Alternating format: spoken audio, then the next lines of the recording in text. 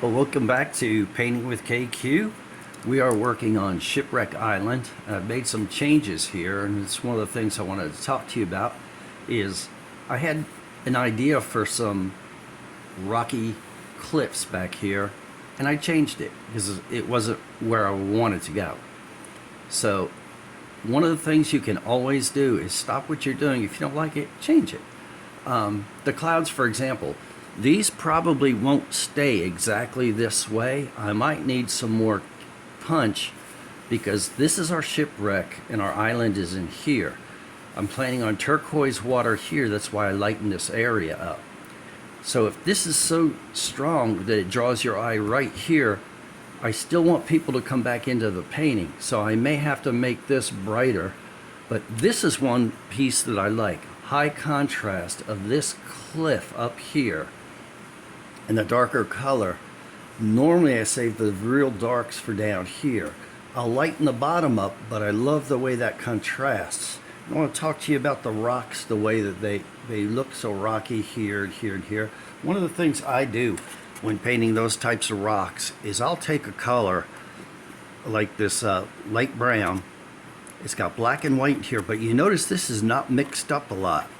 Remember in the old days when we used to paint mountains strictly by the knife and we would not overmix the colors?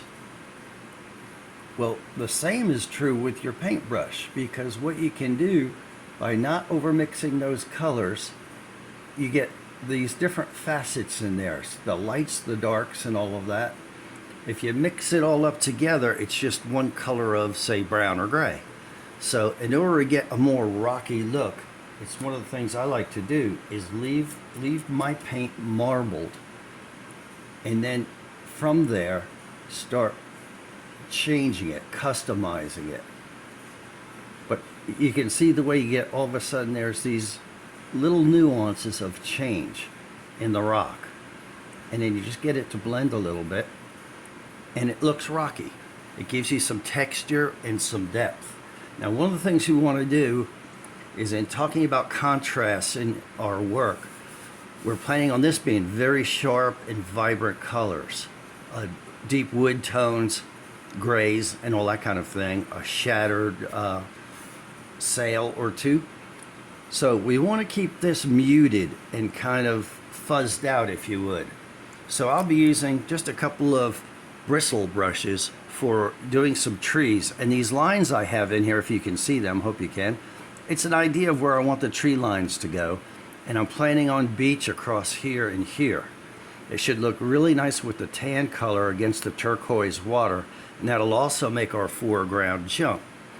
So I'm going to start with just a average bristle brush, and I'm taking a sap green kind of color, and I'm going to add a little black to it. And one of the things I like to do in painting, underpainting trees and that sort of thing, is change the colors up.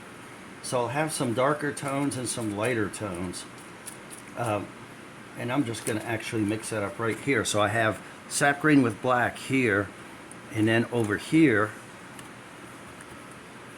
I'm going to have a little white with it and actually lighten that up a little bit, a little more white. And this is still underpainting, so I'm just planning on having my underpaint in different colors to give me different looks on my trees. So if I want to start up here, that's a little too light for me even in an underpaint. So I'll go with the black mixture a little more.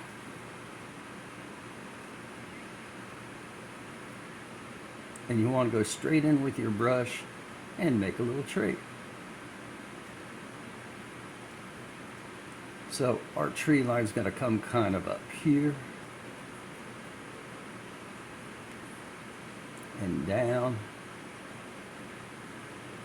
And again, this is underpaint, so it's a basic idea of where the trees are going to go, and then we'll fine tune them here in a little bit. I could actually paint this in a solid way, but I feel like I get a little more detail if I take a smaller brush versus going in like with a 1-inch brush and that kind of thing. I just feel like I can control it better doing this. And I want to leave the opportunity to show a little rock through here. just to give you the feel of what's happening back here. Now, this is a little bit of a foggy area, so I'm going to take some of the lighter underpaint to start with, lighten these up coming in here and almost fade them away.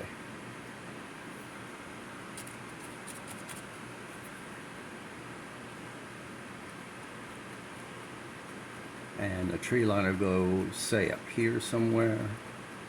And what I don't want is a straight line of trees, because of nature that happens, but not that often. And in your painting, you want to try to reflect nature as much as you can, right? So that's why I like to do it that way.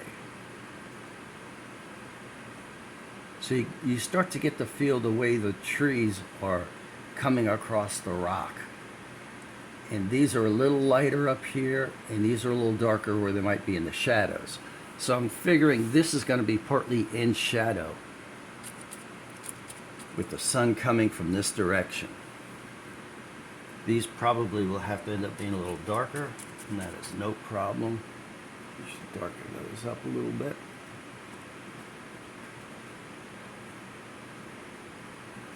And at the very top, I can take a smaller bristle brush.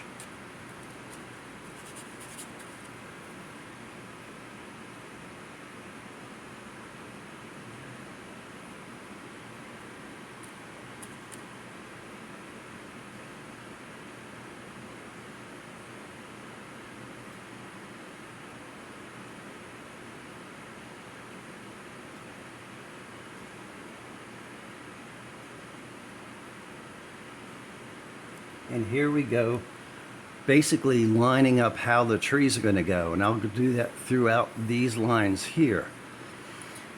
And then what we'll do next, on our next lesson, if you want to see this the way that I had laid it out initially, you can go to our Shipwreck Island, and it's /clouds, because there are so many different clouds. I've had a lot of questions about that.